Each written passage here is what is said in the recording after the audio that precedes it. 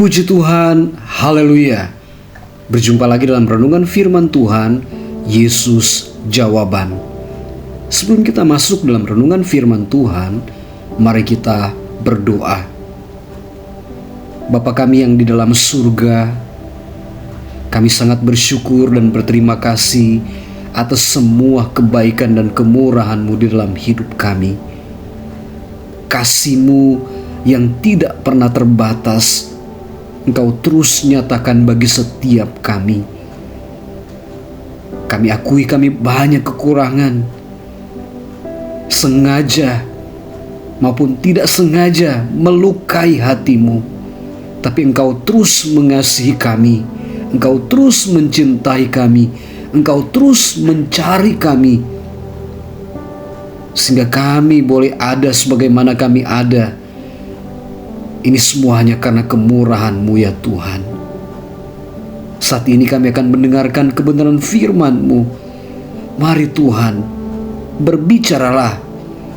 Kami siap mendengar setiap perkataan-Mu.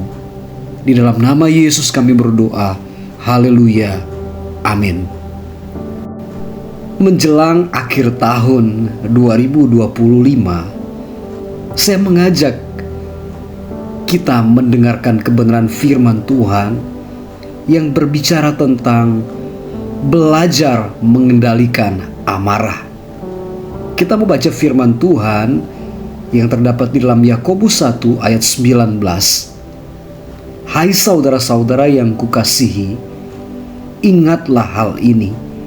Setiap orang hendaklah cepat untuk mendengar, lambat untuk berkata-kata, dan lambat untuk marah. Saudara-saudara yang terkasih dalam Kristus, pernahkah Anda marah? Tentu semua kita pernah. Marah adalah emosi alami manusia. Tetapi dalam Yakobus 1 ayat 19, kita diminta untuk lambat untuk marah. Apakah Alkitab melarang kita marah sama sekali? Apakah marah itu dosa? Saat ini kita akan belajar perbedaan antara marah yang dilarang dan marah yang tidak dilarang, serta bagaimana kita dapat menjadi pribadi yang mengendalikan amarah, bukan dikendalikan oleh amarah. 1. Marah yang dilarang oleh Tuhan. Marah berdosa. A. Marah yang meledak-ledak. Marah emosional.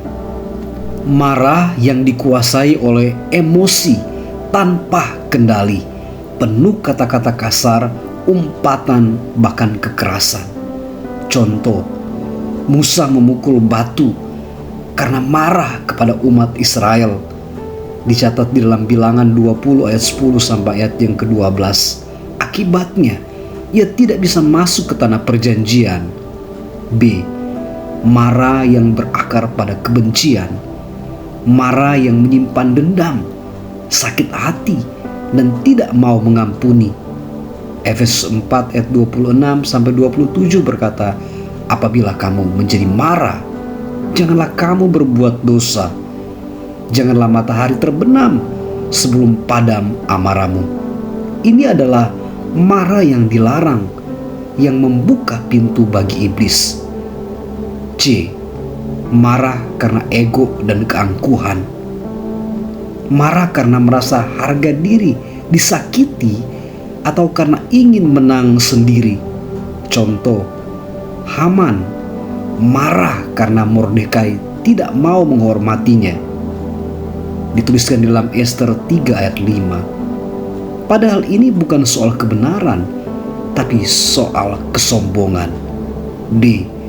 Marah yang merusak relasi. Marah yang tidak disampaikan dengan kasih dan hikmat seringkali menghancurkan hubungan keluarga, persahabatan, bahkan dengan sesama jemaat. Seperti yang dituliskan di dalam Amsal 15 ayat 1. Jawaban yang lemah lembut meredakan kegeraman, tetapi perkataan yang pedas membangkitkan amarah. 2. Marah yang tidak dilarang oleh Tuhan, atau biasa kita dengar atau sebut marah yang kudus. A. Marah karena ketidakadilan. Yesus pernah marah di bait Allah ketika rumah doa dijadikan sarang penyamun. Dituliskan dalam Matius 21 ayat 12-13. Ini bukan marah karena ego, tapi karena kehormatan Allah dinodai. B. Marah yang mendorong perubahan. Nehemia marah ketika melihat orang Israel menganiaya sesama mereka dan membebani dengan bunga, seperti yang dituliskan dalam Nehemia 5 ayat 6-7. Marah yang membawa solusi, bukan kekacauan. C. Marah yang tetap terkendali. Amsal 16 ayat 23 berkata, orang yang sabar melebihi seorang pahlawan. Orang yang menguasai diri melebihi orang yang merebut kota. Marah boleh, tapi tetap dalam kontrol Roh Kudus, bukan daging. 3. Cara mengendalikan amarah. Seperti yang dituliskan dalam Yakobus 1 ayat 19. Ada beberapa poin yang akan sama-sama kita pelajari. A. Cepat untuk mendengar. Banyak kemarahan muncul karena salah paham. Dengarkan dulu sampai tuntas, bukan langsung bereaksi. B. Lambat untuk berkata-kata. Jangan cepat-cepat bicara saat hati panas. Kadang diam itu lebih bijaksana daripada berkata kasar. C. Lambat untuk marah. A. Pikirkan dulu, apakah ini layak untuk membuat kita marah? B. Apakah kemarahan ini untuk kebaikan atau karena luka batin? Dari firman Tuhan ini kita bisa melihat aplikasinya. A. Dalam keluarga, belajar bicara dengan kasih, bukan dengan suara keras. B. Dalam pekerjaan, bersabar terhadap kesalahan orang lain dan memberi koreksi dengan hikmat. C. Dalam pelayanan, jangan mudah tersinggung. Fokus pada visi, bukan pada emosi.